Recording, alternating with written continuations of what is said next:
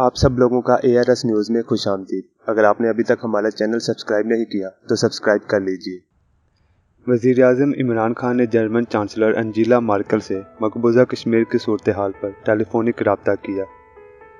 वज़ीर-ए-आज़म इमरान खान ने German chancellor को मकबूजा कश्मीर में इंसानी हकूक़ की संगीन खिलाफ वर्जियों से आगाह करते हुए कहा कि भारत ने मकबूजा कश्मीर की मुतनाज़ हैसियत को तब्दील किया और भारतीय इक़दामात अक़वाम मुत्तहिदा की करारदादों की खिलाफ वर्जी हैं। उन्होंने कहा कि कश्मीरियों के कत्लेआम को हर कीमत पर रोकना चाहिए। भारत LOC पर कोई गैर कानूनी कार्रवाई करके दुनिया की तवज्जो हटा सकता है, लिहाजा बैनुल अक़वामी बरादरी की जिम्मेदारी है कि वो फौरी कार्रवाई करे। इस टेलीफोनिक गुफ्तगू में दोनों रहनुमाओं का खित्ते में अमन व इस्तेहकाम के लिए मिलकर काम जारी रखने पर इत्तफाक किया। अपनी एक ट्वीट में वज़ीर-ए-आज़म इमरान खान का कहना था कि भारत दावा कर रहा है कि अफ़गानिस्तान से दहशतगर्द मकबूजा कश्मीर में दाखिल हुए हैं। कुछ दहशतगर्द जनूबी भारत में भी दाखिल हुए हैं।